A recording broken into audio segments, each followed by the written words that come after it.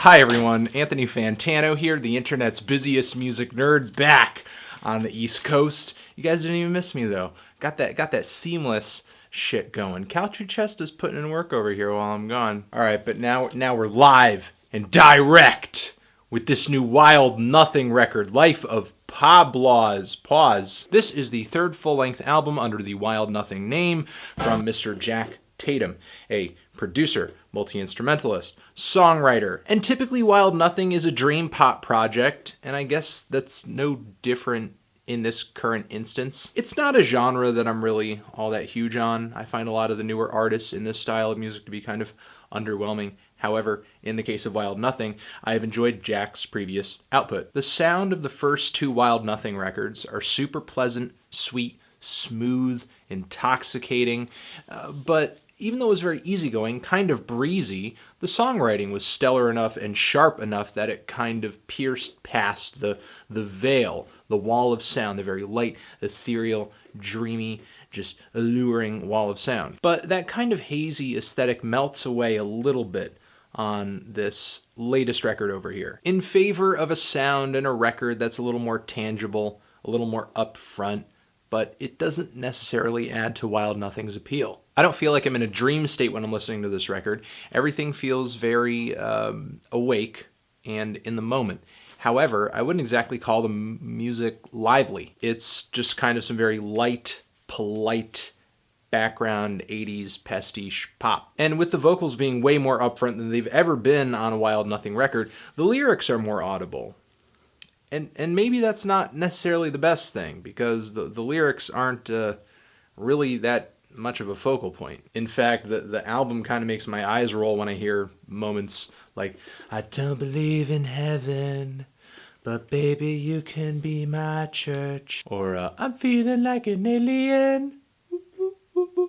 Oddly enough, the whole record reminds me of like Mac DeMarco, but without the eccentric charm that makes his very laid-back style of pop music palatable. I also wanted to say some of the synth leads on this thing, this very synth-centric album, kind of reminds me of like the latest Tame Impala record, but with these vocals, it's almost as if I'm listening to Mac DeMarco collaborate with Tame Impala for a full-length record, but there are just absolutely no fireworks to them coming together and creating music. And despite so many songs on this thing dealing in love and matters of the heart, emotionally, a lot of the vocal performances on this record, and instrumentally too, the album's kind of sterile and emotionless. There's a real lack of sensuality and romance and emotional pain on this thing, especially on tracks where, given the lyrics, there very obviously should be, like on the song Lady Blue. I think the song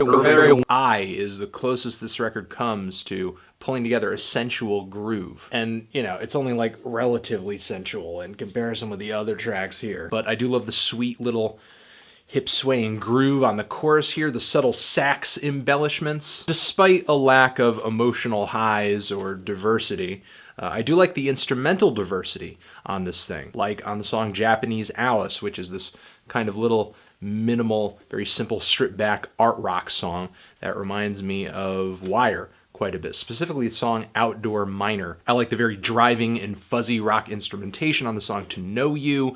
The nimble keyboards on the title track here are really nice. The song TV Queen has some of the best lead melodies on the entire record, and the closer here is one of the most instrumentally lush and layered songs on the entire record. It actually kind of makes me wish other tracks here were as dense instrumentally. It would have made this thing a little easier to listen to, since the vocals really don't have that much presence. And that's the issue ultimately. This is mixed and sort of sculpted much more in the same way a more traditional pop record is, and as a result, I think this album isn't that engaging because the vocals are just so lifeless. For a pop record, this thing has very little in the way of persona, but there are some decent instrumentals here, some decent production, and a few tunes here and there as well that I think are really good.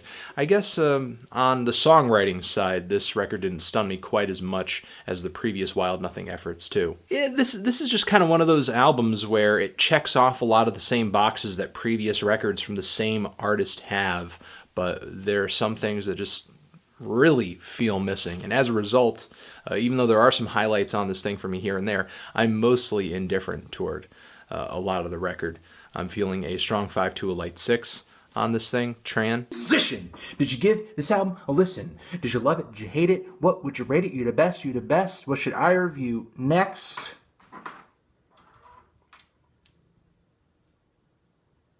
I should shave forever.